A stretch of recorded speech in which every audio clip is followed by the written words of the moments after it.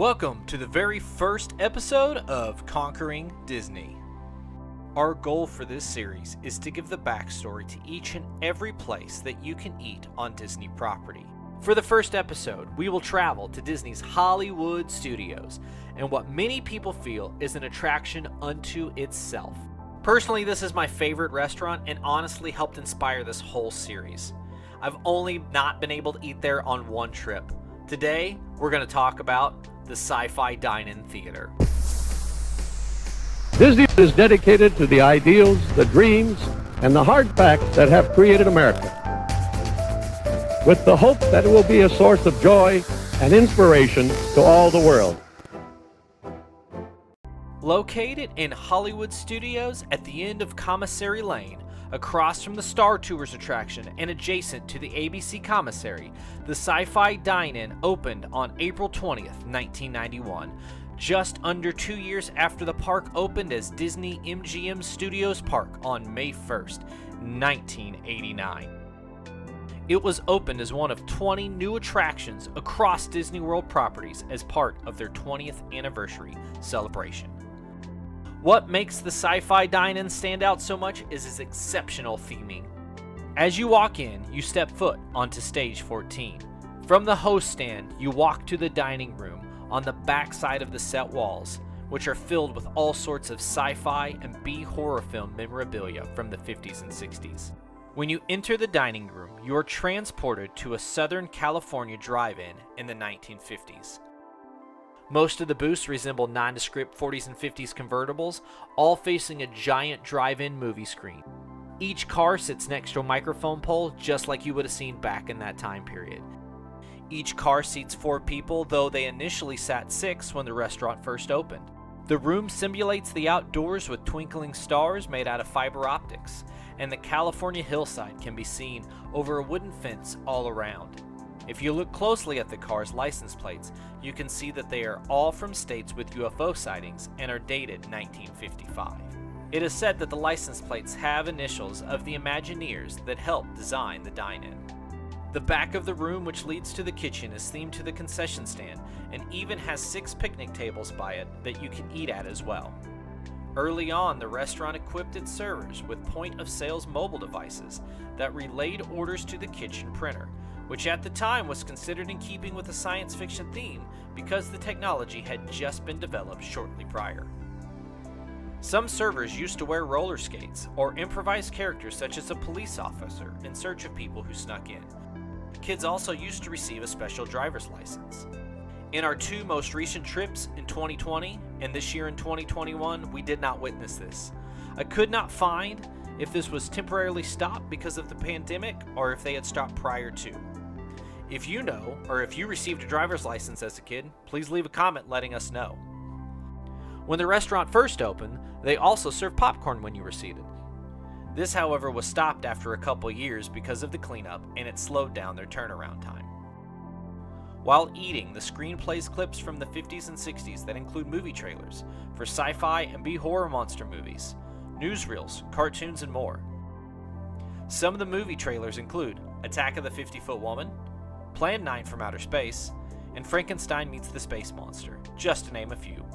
I have put the complete list in the description below. There are 2 edited MGM animated shorts as well. A Tom and Jerry short called Mouse into Space, and a Tex Avery short called The Cat Who Hated People. Some of the News of the Future segments include The Kitchen of the Future, which was from the Monsanto House of the Future, a picture phone with a 10-inch video screen, and an automated nursery.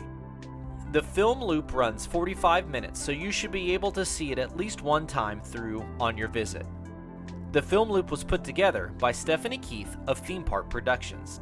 She spent hundreds of hours visiting film libraries and collectors, as well as the National Film Archive in Washington, D.C. She said some of the prints were pulled out of dusty boxes in the back of someone's garage. Some of the films were in very poor condition and required extensive restoration. One of the retro advertisements featured tickets for a flight to Mars that was scheduled on February 2nd, 2020 at 1 p.m. When the actual date came, the restaurant chose to commemorate the occasion by giving diners their own tickets for the flight, as well as a special themed dessert offering. Sci-Fi Dine-In features an all-American cuisine and features several different burger options among other items. The kitchen itself is actually shared with the ABC commissary. The menu initially included items with themed names, which included a salad called Tossed in Space, Attack of the Killer Club Sandwich, and the Cheesecake That Ate New York. I've listed other names that I have come across in the description below. Honestly, it is the small touches like this that to me really shows Disney's attention to detail, and I would love for them to bring something like this back to the Sci-Fi Dine-In.